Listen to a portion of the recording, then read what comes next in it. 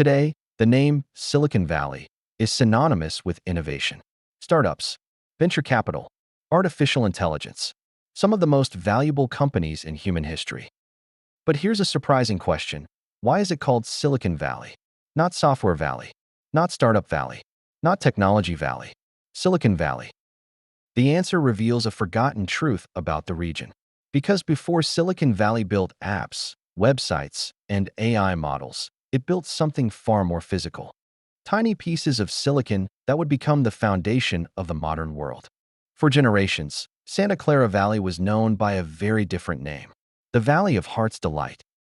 A landscape of orchards, apricot trees, cherry trees, prune farms, fruit packing facilities, agricultural exports.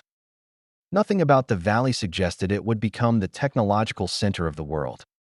And yet beneath the orchards, forces were already beginning to align. Stanford University was producing engineers. Research laboratories were expanding. Defense spending was fueling scientific research. New industries were emerging. The stage was being set for a transformation. Not from agriculture to software, but from agriculture to electronics. To understand Silicon Valley, we first need to understand silicon. Silicon is one of the most abundant elements on Earth. It's found in sand, rock, and soil. For centuries, it seemed unremarkable. Then scientists discovered something extraordinary. Silicon could control electricity. Not perfectly, not randomly, but predictably. That property made it ideal for semiconductors. Devices that could switch electrical signals on and off. The building blocks of modern electronics. Without semiconductors, there are no transistors. Without transistors, there are no integrated circuits. Without integrated circuits, there are no microprocessors, no computers, no smartphones, no internet, no artificial intelligence. Silicon became the foundation upon which the digital age would be built. The story truly accelerates in the 1950s. A brilliant but controversial physicist named William Shockley returned to California in 1956. Shockley had helped invent the transistor at Bell Labs, one of the most important technological breakthroughs of the 20th century. Many historians view his arrival as one of the key moments in Silicon Valley's origin story. Yet the real transformation would come from something unexpected. Not Shockley's success, but his failure. Shockley's management style alienated many of his most talented employees. Tensions grew. Frustrations mounted. Eventually, 8 engineers made a decision that seemed shocking at the time. They quit. History would remember them as the traitorous 8. And their rebellion would help create Silicon Valley. In 1957, the 8 engineers founded a new company, Fairchild Semiconductor. At the time, nobody knew this company would become one of the most influential organizations in technology history. But something remarkable happened. Fairchild didn't merely build products. It built people. Engineers learned, collaborated, experimented, and eventually left to start companies of their own. Those companies launched more companies, which launched even more companies. A network effect emerged. Knowledge spread. Talent moved. Ideas multiplied. The ecosystem began to grow faster than any individual organization. Among the companies that emerged from this network was Intel, another future giant of computing. The pattern that would later define Silicon Valley was taking shape. Employee mobility, startup formation, knowledge sharing, risk-taking, reinvestment. The future wasn't being built by one company. It was being built by an ecosystem. By the late 1960s and early 1970s, the region had become the world's most important center for semiconductor innovation. Companies throughout the valley were manufacturing silicon-based electronic components. The concentration was unlike anything seen elsewhere. Then, in 1971, a journalist named Don Heffler gave the phenomenon a name. Writing about the semiconductor industry, he used a phrase that would endure for generations: Silicon Valley. The name stuck, and soon became famous around the world. Ironically, many people who use the term today don't realize what it refers to.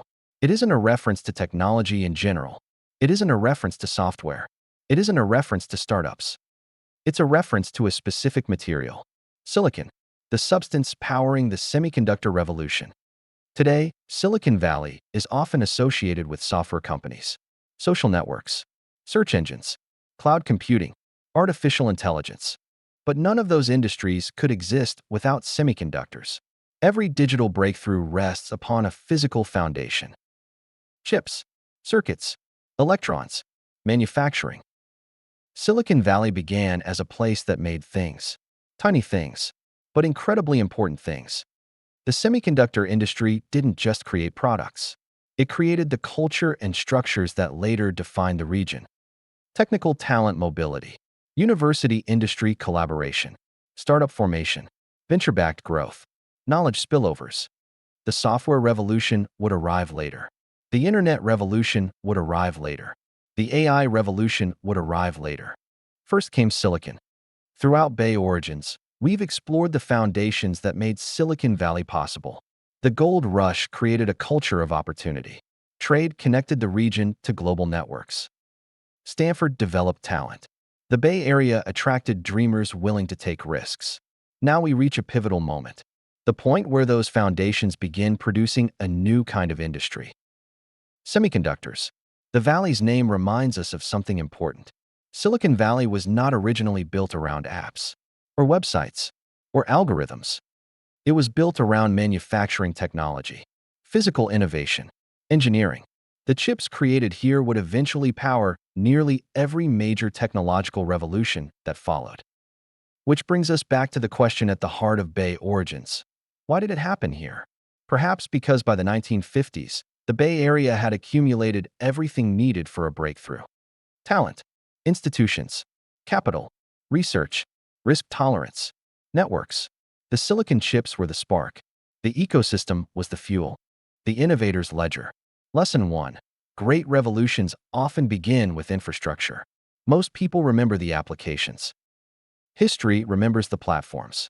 Semiconductors enabled everything that came afterward. Before chasing the next breakthrough, ask, what foundational technology makes that breakthrough possible? Lesson 2. Talent mobility creates innovation. The Traitorous Eight left one company and created another. Their movement generated new ideas, new firms, and new industries. Organizations that encourage learning often create more long-term value than organizations focused solely on control. Lesson 3. Ecosystems outlast companies. Fairchild Semiconductor became legendary not merely because of what it built, but because of what emerged from it. The greatest organizations often create future organizations. Their influence extends far beyond their own products. The semiconductor pioneers created technologies that enabled industries they could scarcely imagine. What are you building today that might become the foundation for someone else's breakthrough tomorrow? The Valley of Heart's Delight became Silicon Valley. Not because software arrived, not because startups appeared, but because a group of engineers, entrepreneurs, researchers, and institutions transformed sand into intelligence. The chips changed the world, and the world gave the region a new name. This is Bay Origins, birthplace of the future.